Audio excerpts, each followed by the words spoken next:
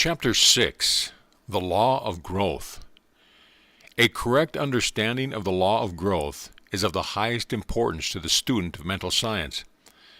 The great fact to be realized regarding nature is that it is natural. We may pervert the order of nature, but it will prevail in the long run, returning, as Horace says, by the back door even though we drive it out with a pitchfork.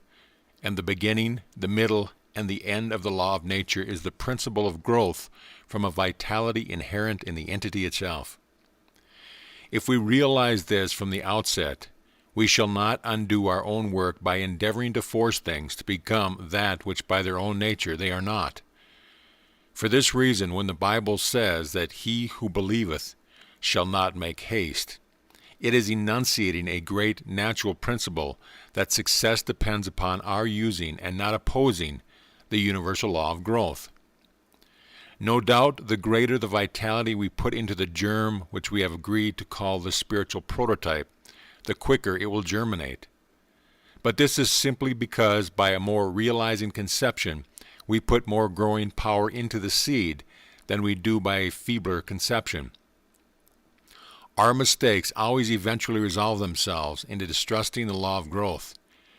Either we fancy we can hasten it by some exertion of our own from without, and are thus led into hurry and anxiety, not to say sometimes into the employment of grievously wrong methods, or else we give up all hope and so deny the germinating power of the seed we have planted. The result in either case is the same, for in either case we are in effect forming a fresh spiritual prototype of an opposite character to our desire, which therefore neutralizes the one first form and disintegrates it and usurps its place. The law is always the same, that our thought forms a spiritual prototype which, if left undisturbed, will reproduce itself in external circumstance. The only difference is in the sort of prototype we form, and thus evil is brought to us by precisely the same laws as good. These considerations will greatly simplify our ideas of life. We have no longer to consider two forces, but only one, as being the cause of all things. The difference between good and evil resulting simply from the direction in which this force is made to flow. It is a universal law that if we reverse the action of a cause, we at the same time reverse the effect. With the same apparatus we can commence by mechanical motion, which will generate electricity, or we can commence with electricity, which will generate mechanical motion. Or to take a simple arithmetic instance, if 10 divided by 2 equals 5, then 10 divided by 5 equals 2. And therefore, if we recognize the power of thought to produce any results at all, we shall see that the law by which negative thought produces negative results is the same by which positive thought produces positive results.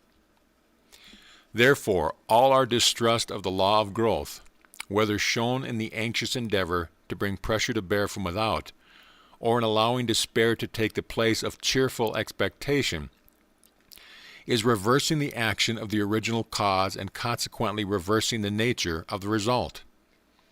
It is for this reason the Bible, which is the most deeply occult of all books, continually lays so much stress upon the efficiency of faith and the destructive influence of unbelief. And in like matter, all books of every branch of spiritual science emphatically warn us against the admission of doubt or fear. They are the inversion of the principle which builds up, and they are therefore the principle which pulls down. But the law itself never changes, and it is on the unchangeableness of the law that all mental science is founded. We are accustomed to realize the unchangeableness of natural law in everyday life, and it should therefore not be difficult to realize that the same unchangeableness of law, which obtains on the visible side of nature, obtains on the invisible side as well. The variable factor is not the laws but our own volition, and it is by combining these variable factors with the invariable one that we can produce the various results we desire. The principle of growth is that of inherent vitality in the seed itself, and the operations of the gardener have their exact analog in mental science. We do not put the self-expansive vitality into the seed, but we must sow it, and we may also, so to speak, water it by quiet, concentrated contemplation of our desire as an actually accomplished fact. But we must carefully remove from such contemplation any idea of a strenuous effort on our part to make the seed grow. Its efficacy is in helping to keep out those negative thoughts of doubt, which would plant tares among our wheat, and therefore, instead of anything of effort, such contemplation should be accompanied by a feeling of pleasure and restfulness in foreseeing the certain accomplishment of our desires. This is that making our requests known to God with thanksgiving, which St. Paul recommends.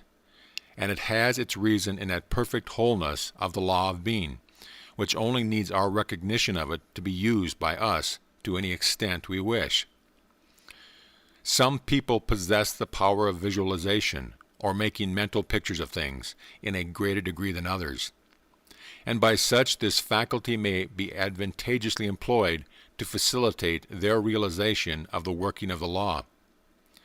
But those who do not possess this faculty in any marked degree need not be discouraged by their want of it, for visualization is not the only way of realizing that the law is at work on the invisible plane. Those whose mental bias is towards physical science should realize this law of growth as the creative force throughout all nature, and those who have a mathematical turn of mind may reflect that all solids are generated from the movement of a point, which, as our old friend Euclid tells us, is that which has no parts nor magnitude, and is therefore as complete as an abstraction as any spiritual nucleus could be. To use the apostolic words, we are dealing with the substance of things not seen, and we have to attain that habit of mind by which we shall see its reality and feel that we are mentally manipulating the only substance there ultimately is, and of which all visible things are only different modes. We must therefore regard our mental creations as spiritual realities, and then implicitly trust the laws of growth to do the rest. End of chapter.